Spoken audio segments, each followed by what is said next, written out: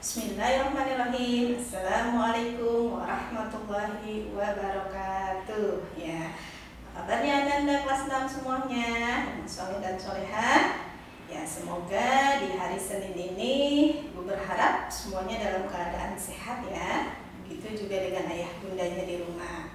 Alhamdulillah pada hari ini kita bertemu lagi untuk mengikuti kegiatan pembelajaran ya. Alhamdulillah ya, hari ini kita diberikan kenikmatan oleh Allah, yaitu nikmat sehat, sehingga dengan nikmat sehat itu kita bisa diizinkan oleh Allah untuk mengikuti kegiatan pembelajaran hari ini ya. Agar kegiatan pembelajaran hari ini dapat diikuti dengan baik ya, mendapatkan keberkahan dan kebermanfaatan ya, alangkah baiknya kita membacakan doa bersama dengan membaca basmalah ya. Semoga kegiatan pembelajaran hari ini diberikan manfaat dan keberkahan. Yuk kita berdoa bersama ya. Berdoa mulai. Bismillahirrahmanirrahim.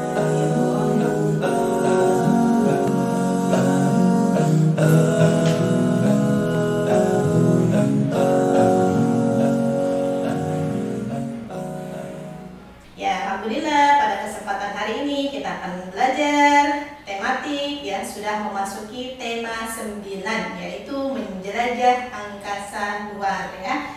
Menarik ya kalau dilihat dari judulnya.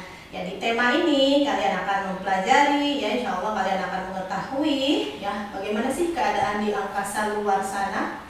Ya, untuk kesempatan hari ini kita memasuki tema 9 di subtema 1, yaitu keteraturan yang menakjubkan. Ya. Oke, kita mulai ya. Mengenal galaksi dan sistem tata surya. Oke, nanti sebelumnya Ibu akan jelaskan apa sih itu galaksi dan apa itu tata surya.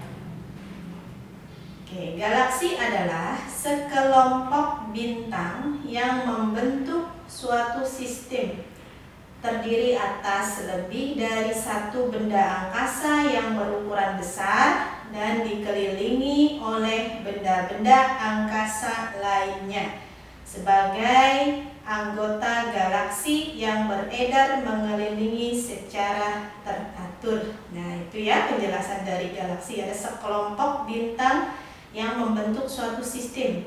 Ya, jadi lebih dari satu ya benda angkasa. Jadi kalau nanti kalian ikuti kegiatan pembelajaran ini sampai akhir, kalian bisa mengetahui benda-benda angkasa yang lainnya. Oke, galaksi juga merupakan sistem yang terdiri atas kumpulan gas dan benda-benda angkasa dengan gaya gravitasinya masing-masing. Oke, sekarang sistem tata surya. Tata surya adalah susunan benda-benda langit yang terdiri dari matahari sebagai pusatnya dan planet-planet, kemudian asteroid dan meteor yang mengelilinginya. Nah, itu yang dimaksud dengan sistem tata surya. Jadi benda-benda langit yaitu ada matahari, planet-planet ya. Nah, mungkin kalian masih ingat nama-nama planet, sudah pernah didapatkan ya materi di kelas 4 atau kelas 5. Nanti di sini diingatkan kembali. Jadi semua benda-benda langit itu ya bersusun ya, dan meteor yang mengelilinginya, itu yang dinamakan dengan sistem tata surya. Baik, kita lanjut. Nah, ya ada anggota tata surya.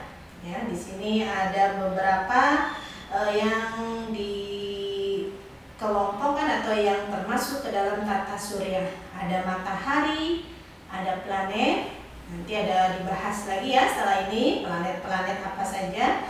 Kemudian ada asteroid, kemudian satelit, komet, meteorit, meteor, dan meteorit. Nah, semua itu termasuk ke dalam anggota tata surya. Oke, baik, pertama Ibu akan jelaskan matahari, anggota tata surya yang pertama. Matahari sebagai pusat tata surya ya. Matahari itu dia dikatakan sebagai pusat tata surya. Jadi planet-planet ya, termasuk bumi ya, termasuk bumi salah satunya adalah semuanya berkeliling atau mengelilingi matahari. Matahari merupakan bola gas yang sangat panas dan berukuran sangat besar. Matahari juga disebut sebagai bintang. Kenapa disebut sebagai bintang? Karena matahari dapat memancarkan cahayanya sendiri. Jadi benda planet yang dapat memancarkan cahayanya sendiri disebut bintang. Oke, yang kedua, anggota tata surya yang kedua adalah planet. Bisa dilihat ya, Nak ya, gambarnya di sini jelas ya. Nah, di sini ada gambar planet-planet ya. Nanti gua akan jelaskan. Planet adalah benda langit yang tidak dapat memancarkan cahayanya sendiri. Kalau tadi matahari dapat memancarkan cahayanya sendiri. Kalau planet tidak dapat memancarkan cahayanya sendiri. Nah, bisa kalian lihat ya, di situ ada planet. Lihat, matahari berada di tengah ya. Tadi di awal Ibu sudah mengatakan matahari itu adalah pusat ya, tata surya. Oke, lihat satu persatu. Planet yang terdekat dengan matahari adalah Merkurius ya. Lihat ya. Kemudian ada Venus ya. Putarannya lihat ya, garis edarnya. Setiap planet memiliki garis edar yang berbeda. Nah, sehingga ketika planet mengelilingi matahari satu sama lain meskipun beredar bersamaan tidak akan saling bertabrakan karena memiliki garis edarnya masing-masing ya. Lihat Venus, kemudian garis yang ketiganya di bumi ya. Nah, itu adalah planet yang kita tinggali ya saat ini. Planet bumi itu adalah planet yang satu-satunya di mana planet yang adanya kehidupan. Kemudian Mars ya.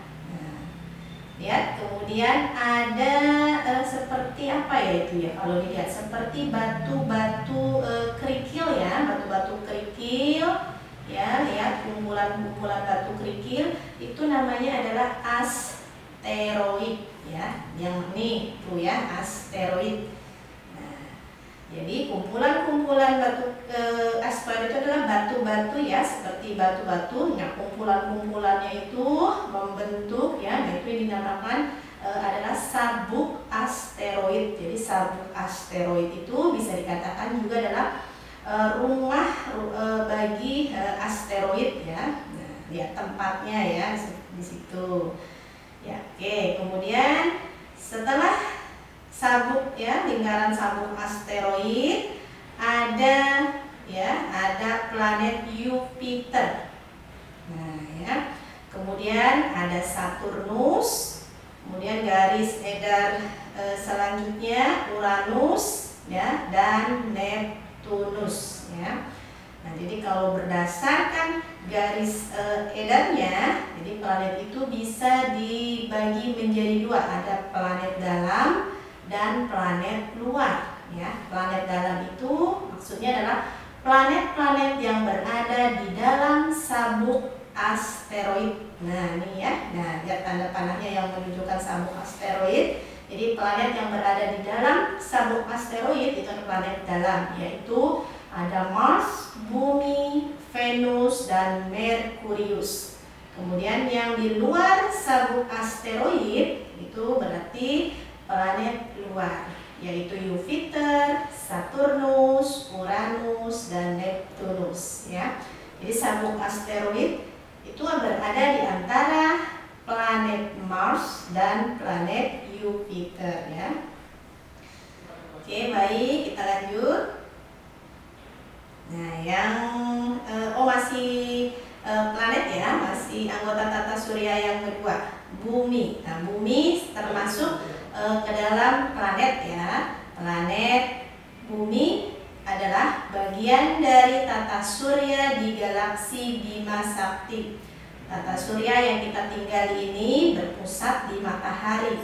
Namun matahari bukanlah pusat galaksi Bima Sakti. Ya, jadi bumi dikatakan sebagai planet. Nah, selain galaksi Bima Sakti, ada banyak ya nama-nama galaksi ya. Di antaranya adalah galaksi Andromeda, yaitu tentang bumi sebagai planet. Oke, anggota tata surya yang ketiga adalah asteroid.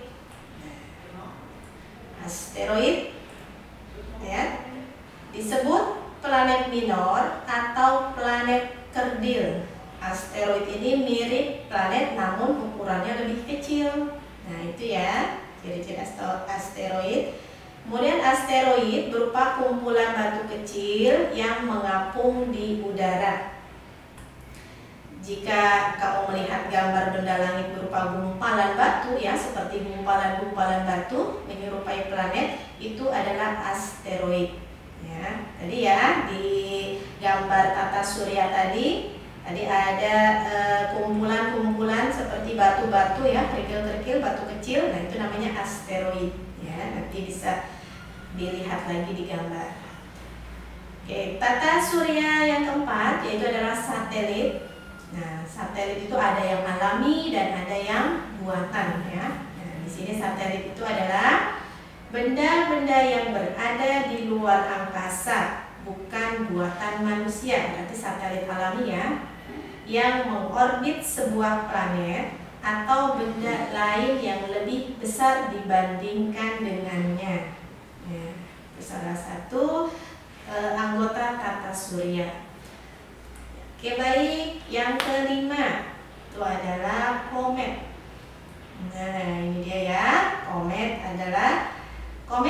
kadang sering disebut sebagai bintang berekor. Ya, kenapa? Karena dia kalau terlihat ya, terlihat itu seperti memiliki ekor ya, memanjang. Makanya disebut sebagai bintang berekor. Komet merupakan benda langit yang bergerak mengelilingi matahari dengan lintasan sangat panjang. Komet menyala dan bercahaya. Komet terdiri dari kumpulan debu dan gas yang membeku pada saat berada jauh dari matahari. Nah, jadi komet itu sebenarnya adalah kumpulan debu dan gas ya yang membeku ya sehingga terlihat padat. Nah, pada saat berada jauh dari matahari. Ketika mendekat matahari, nah sebagian bahan penyusun komet tadi ya yang kumpulan dari debu dan gas itu menguap sehingga membentuk kepala gas dan terlihat seperti ada ekornya ya. Ketika mendekati matahari ya komet tersebut menguap ya sehingga membentuk kepala gas dan ekor ya. Nah, maka disebutlah sebagai bintang berekor. Oke, nah ini bisa dilihat lagi ya gambar komet. Nah, bintang berekor. Lihat, perhatikan di gambar. Semakin dekat dengan matahari, maka ekornya akan semakin panjang. Semakin jauh dari matahari, ekornya semakin pendek ya, tidak terlihat. Jauh sekali dari matahari, bahkan sampai tidak terlihat ekornya. Nah, di situ ya, lihat bisa dibaca keterangannya ya. Semakin jauh dari matahari, ekornya semakin pendek. Semakin dekat dengan matahari, ekornya semakin panjang ya. Kenapa? Karena gumpalan gas tadi ya, batu itu mengalami penguapan sehingga lama-kelamaan terlihat semakin memanjang ya, seperti terlihat memiliki ekor gitu ya. Nah, ekor komet selalu menjauhi matahari. Oke, itu tentang komet. Oke, baik, kita lanjut. Nah, ada lagi ya anggota tata surya. Yang terakhir itu ada meteorit, ada meteor, dan ada meteorit. Sekilas namanya hampir sama, tapi ternyata memiliki perbedaan. Oke, agar lebih memahami, oke, diperhatikan penjelasan Ibu. Meteorit itu adalah batu-batu angkasa berukuran kecil-kecil yang melayang-layang bebas di angkasa dan bergerak cepat. Nah, itu meteorit ya. Jadi ada batu-batu berukuran kecil-kecil ya, melayang-layang bebas di angkasa, itu namanya meteorit. Oke, kalau meteor, batuan meteorit yang masuk ke atmosfer bumi dan menghasilkan jejak cahaya.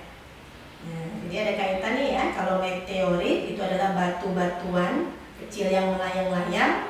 Nah, kemudian batu-batuan kecil yang melayang-melayang tadi masuk ke atmosfer bumi ya, sehingga menghasilkan jejak cahaya. Itu namanya meteor.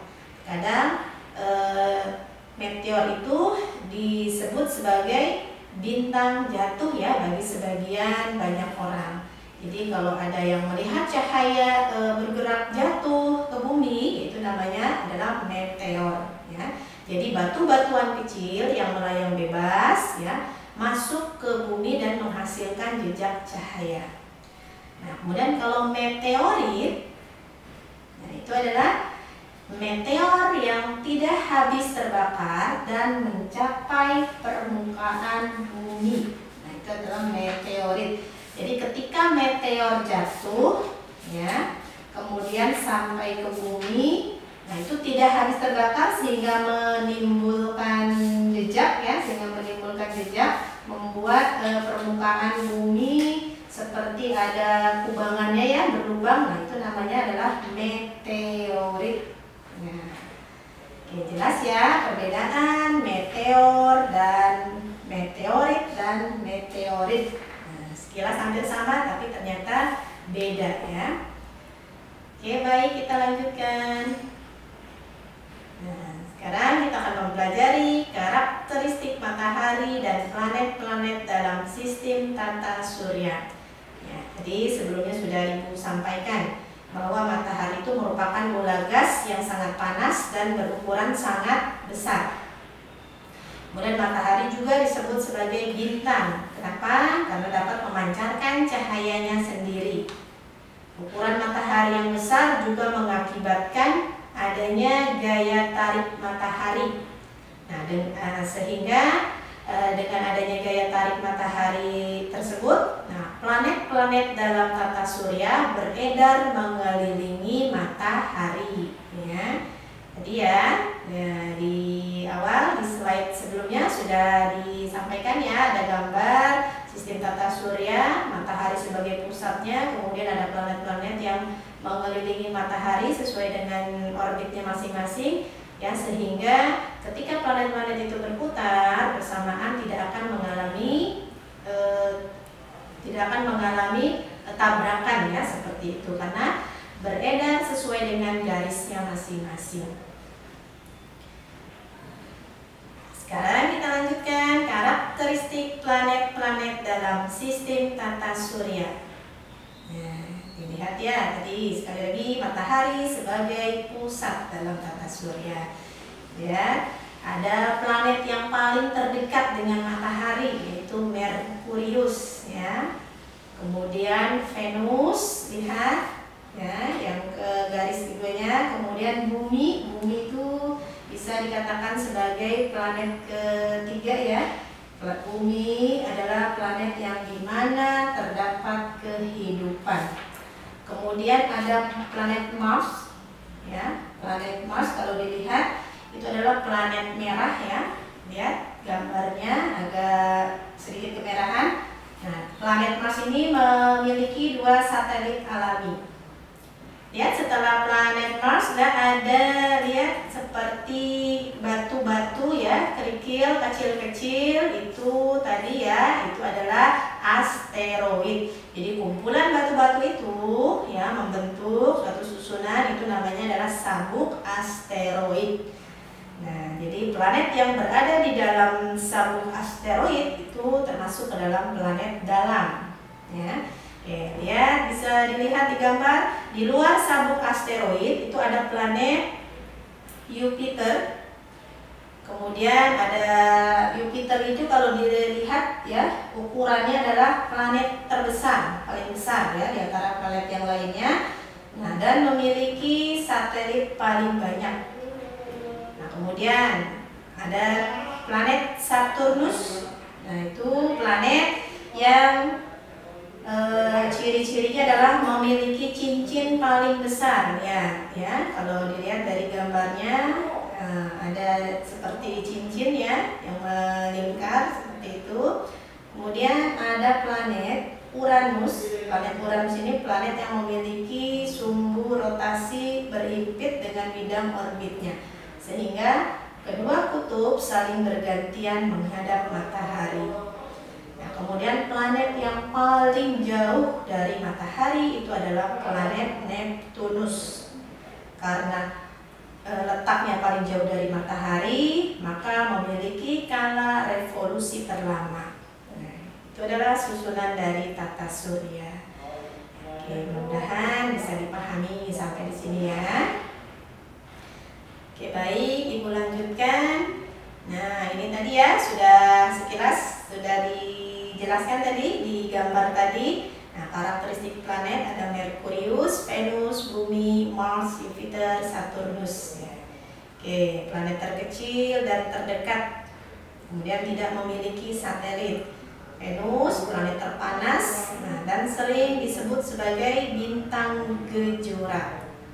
Ya, Bumi itu merupakan planet ya yang mendukung adanya kehidupan yang sekarang kita tinggali ya, yaitu adalah planet Bumi. Yang Mars itu adalah planet merah, memiliki 2 satelit. Kemudian Jupiter, planet paling besar ya, karena paling besar memiliki satelit paling banyak. Ya. Kemudian Saturnus, planet kedua terbesar dan memiliki cincin paling besar. Ya, bisa dilihat lagi gambar yang tadi ya, Saturnus itu planet yang memiliki cincin. Kemudian ada Uranus. Uranus itu adalah planet yang memiliki sumbu rotasi berhimpit dengan bidang orbitnya, sehingga kedua kutub saling bergantian menghadap matahari. Neptunus adalah planet terjauh dari matahari, sehingga memiliki skala revolusi terlama. Oke, sampai sini udah bisa dipahami ya. Nah, kalau kalian ingin mengetahui lebih dalam lagi tentang susunan tata surya, tentang planet-planet, nah, kalian bisa mengunjungi sebuah tempat wisata yang mungkin bisa dikatakan sebuah tempat wisata, yaitu di planetarium ya. Nah, di situ nanti kalian akan mendapatkan lebih jauh lagi, lebih banyak lagi tentang susunan tata surya, planet-planet. Nanti kalian akan menyaksikan atau melihat sendiri ya, seolah-olah mengalami atau melihat sendiri. Dari kalian berkunjung ke tempat planet-planet seperti planetarium ya, kemudian bisa dijadikan sebuah cerita yang menarik ya, kalian sampaikan ke teman-teman ya, dari kunjungan yang kalian lakukan. Jadi bisa dijadikan sebuah cerita. Nah, ingat, dalam sebuah cerita itu harus ada tokoh utama dan tokoh tambahan di dalam teks cerita tersebut ya. Oke, sekarang kita belajar tentang tokoh utama dan tokoh tambahan. Oke ya, teks fiksi ya. Dalam teks fiksi ada tokoh utama dan tokoh tambahan tentunya ya. Sebelumnya Ibu akan sampaikan apa sih teks fiksi itu, yaitu merupakan teks yang berisi cerita berdasarkan imajinasi penulis. Di dalam teks fiksi terdapat tokoh utama dan tokoh tambahan. Oke, baik, Ibu akan jelaskan tokoh utama itu apa sih? Ya, tokoh utama yaitu tokoh yang menjadi pembicaraan utama dalam teks ya. Biasanya tokoh utama itu yang sering disebut-sebut di dalam cerita tersebut.